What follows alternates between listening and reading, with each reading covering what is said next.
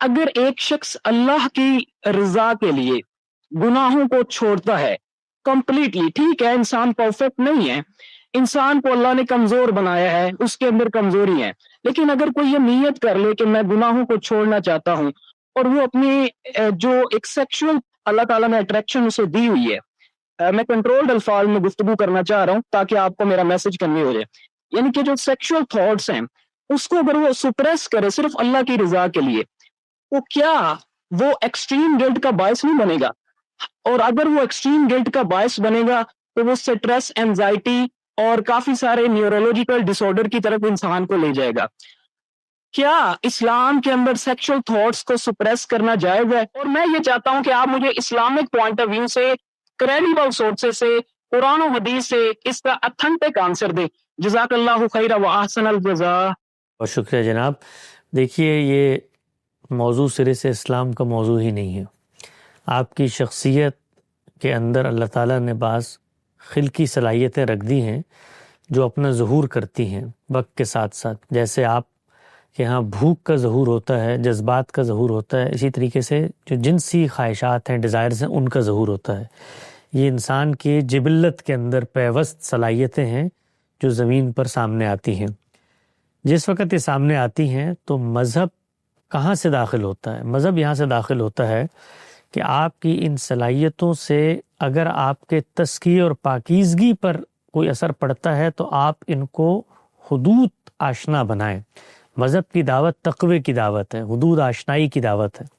وہ کہیں پر یہ نہیں کہتا کہ آپ اپنی ڈیزائرز کو سپریس کر دیں یا ان کا خاتمہ کر دیں یا ان کے بارے میں اپنے آپ کو کسی گلٹ کانشیس میں مبتلا کر دیں کہ یہ آپ کے اندر موجود کیوں ہیں اور یہ ہونی، یہ اس نے خود رکھی ہیں، یعنی اس خالق کائنات نے آپ کے اندر رکھی ہیں۔ کیوں رکھی ہیں؟ اس لیے رکھی ہیں کہ ان کے ذریعے سے وہ آپ کو آزمانا چاہتا ہے، آپ کا امتحان کرنا چاہتا ہے۔ اسی لیے آپ کو اختیار دیا ہے کہ آپ ان کا بے مہار استعمال بھی کر سکتے ہیں اور ان کا حدود آشنائی میں رہتے ہوئے بھی استعمال کر سکتے ہیں۔ تو دین ہمیشہ یہ آپ کو بتاتا ہے کہ یہ جو ڈیزائرز آپ کے یہاں پیدا ہو گئی ہیں، اس کا حدود آشنائی میں رہتے ہوئے استعمال کیسے کیا جا سکتا ہے جو آپ کے تزکیے کو، پیوریفیکیشن کو متاثر نہیں کرتا۔ تو اس نے یہ بتایا ہے کہ آپ کے جو جنسی معاملات ہیں وہ آپ کی بیویوں کی حد تک خاص ہونے چاہیے، اور جس وقت بیویوں کے حد تک خاص ہوں گے تو آپ کے ہاں طہارت اور پاکیزگی بھی پیدا ہوگی، اور جو اللہ کا مقصود ہے، خود اس جنسی عمل کے نتیجے میں ایک مخلوق پیدا ہوتی ہے، اس مخلوق کی ذمہ داریاں اور تقاضے اور کانسیکوینسز ہیں، ان کو سنبھالنے کے لیے ادارہ بنتا ہے۔ تو آپ جب اپنے آپ کو خاص کر لیں گے تو خود اس ادارے کے ساتھ بھی آپ کی لائلٹی پیدا ہوگی، ورنہ تو آدمی ادھر ادھر منہ مارے گا، بچے پیدا کرے گا اور سڑک کنارے وہ پھینک کر ان کو آ جائے گا۔ اللہ تعالیٰ کہتے ہیں کہ یہ نہیں ہونا چاہیے، اس لیے کہ دنیا میں جو اس کی اسکیم ہے خلقت کی، اس میں اس نے انسانوں کو شریک کر لیا ہے۔ ہمارے ذریعے سے بچے پیدا ہوں گے اور خدا کے امتحان میں شریک ہو جائیں گے۔ تو دین یہ کہتا ہے جو بھی آپ کی ڈیزائرز ہیں، چاہے وہ کھانے پینے کی ہوں، چاہے وہ جنس کی ہوں، ان کو حدود کے اندر رہنا چاہیے۔ کھانے پینے میں بھی آپ دیکھیے نا، آپ کا دل چاہتا ہے کھانے کو، آپ کا دل چاہتا ہے پینے کو، تو اس نے وہاں پر حدود آشنائی سکھائی ہے۔ مال اپنا کھانا ہے، طیب کھانا ہے، پاکیزہ کھانا ہے، کسی کا مال نہیں ہونا چاہیے۔ ایسا مال نہ ہو جو تمہاری شخصیت کو مجروح کر دے، تم سے ارادے اختیار کی صلاحیت چھین لے۔ یہ چیزیں ہیں جو حرام ہیں، تو وہاں پر بھی حدود آشنائی سکھائی ہے۔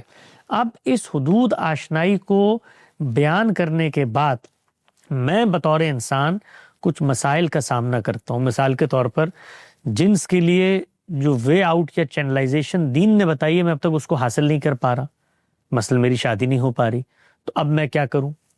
اسی طرح سے میرے اندر جو جنسی جذبات ہیں ان کا ہیجان اس قدر بڑھ چکا ہے کہ وہ اس انتظار میں مجھے کسی گناہ کی طرف مائل کر دیں، اب میں کیا کروں؟ تو یہ سارے کے سارے موضوعات دین کے موضوعات نہیں ہیں، یہ انسانی عقل اور انسان کی تربیت اور نفسیات کے موضوعات ہیں۔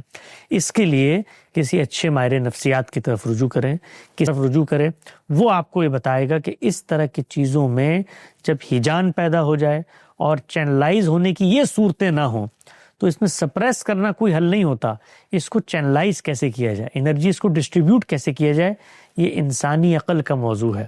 ہم نے اکثر یہ دیکھا ہے کہ اس طرح کے مرحلے پر پہنچنے والے لوگ مذہبی علماء کی خدمت میں جاتے ہیں، وہ ان کو مختلف دعوتیں دیتے ہیں، روزہ رکھ لو. یہ سب چیزیں ایک ہیلدی اور نارمل انسان کے لیے تو بڑی مفید ہو سکتی ہیں. جو مثال کے طور پر ابھی منتظر ہے، سال میں ایک شادی ہو جائے گی، ہیجان کی کیفیت پیدا ہوئی، آپ نے اس کو کہہ دیا بھی روزہ رکھ لو. لیکن کہیں پر یہ چیزیں بڑھ کے مرض کی شکل اختیار کر گئی. مرض کو برے الفاظ میں مت لیجئے گا. جس طرح جسمانی امراض ہمیں پیدا ہوتے ہیں، جیسے ہمارے ہاں ذیابیطیز کا مرض پیدا ہو جاتا ہے، ہمارے یہاں کولیسٹرول کا مرض پیدا ہو جاتا ہے، وہ ہمارے عادات اور تعاملات کے نتیجے میں ہو جاتا ہے. اسی طریقے سے یہ ہیجان کا بھی مرض ہوتا ہے.